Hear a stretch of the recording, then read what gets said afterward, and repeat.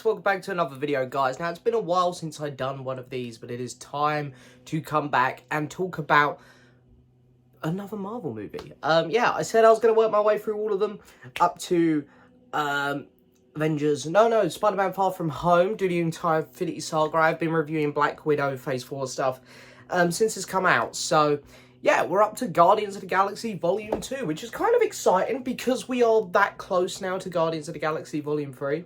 So anyway, let's take a look at this. Guardians of the Galaxy Volume 2 picks up straight after the events of the first movie.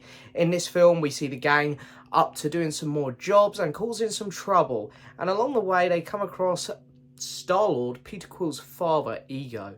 And they go on a journey with him, and there's something not quite right about him. So yeah, straight off the bat, I'm going to say this. It's not as good as the first film. The first film's actually really good. It's a really, really solid Marvel film. I know that, you know, Marvel, people have been a bit critical of it lately, and there's these new millennials, as I like to say, who just like to crap on everything Marvel now. But looking back at some of these older films, there's some really good ones, and the first Guardians film is one of those. It's a really solid movie. And the second one, while it's not as good, it still has a lot of that charm. What I actually really enjoy about this movie is James Gunn. The character that he brings to this movie, it's his character, it's his personality, bleeding through so many different elements of this film. From the visual effects, the character designs, even the cinematography, and especially the song choices, which are just fantastic. It's one of the things that's better in this film over the first film. Incredible tunes there from Fleetwood Mac, George Harrison, and many others. It's a really good compilation of music. And while I have issues of the pacing in this film, there's some really nice character moments. Characters which weren't as good in the first one are developed a lot better here. For example, Nebula, a character I wasn't massive on in the first one, but here she's improved a lot. Her relationship with Gamora is great.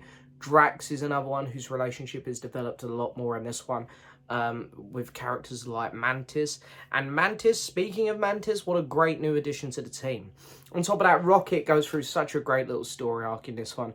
Baby Groot, he is the Grogu of the MCU. He is this cute thing that's there to sell a lot of toys. But just like Grogu, they put him in the story and he works really well within that story. And then, of course, you've got Peter Quill, Star-Lord, who is really good in this one. And he bounces off his father in this film, Ego, really well. And it's a really interesting relationship they have. And speaking of Ego, Kurt Russell, man, one of my favourite actors. You know, one of these great 80s, 90s action stars. It was so cool to see him enter the MCU, playing arguably the most powerful characters we've seen to date in the MCU. And Ego is a very cool character. I really like what they've done with him. He's definitely one of the better MCU villains. There is an issue I have with him, and there is this point in the movie where he switches. You know, he's obviously pretending to be good for the first two acts of the film, and in the final act it is revealed he is the big villain. And the switch is a little bit too sudden, and a little bit like, really, man? I mean, you literally would have won, and you've said something stupid and slipped up here.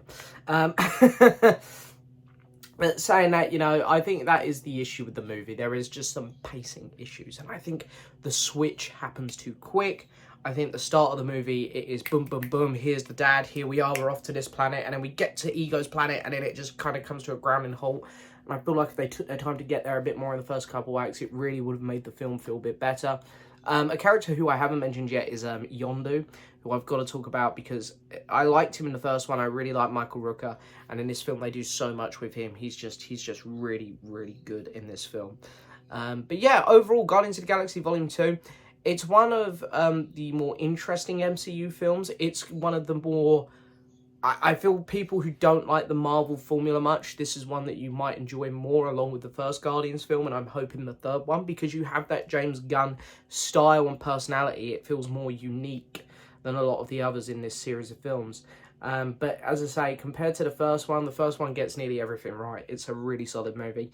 This one, I think maybe just the way the story was told could have been chopped up a bit better, and it left you with a few pacing issues.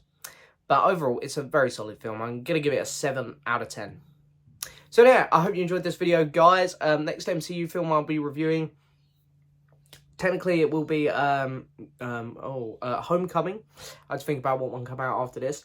But, you know, before I get around to reviewing that, Guardians of the Galaxy 3 might be out, so it actually might be that one, another Guardians film. So, yeah, that's pretty exciting. I'm looking forward to the movie quite a bit.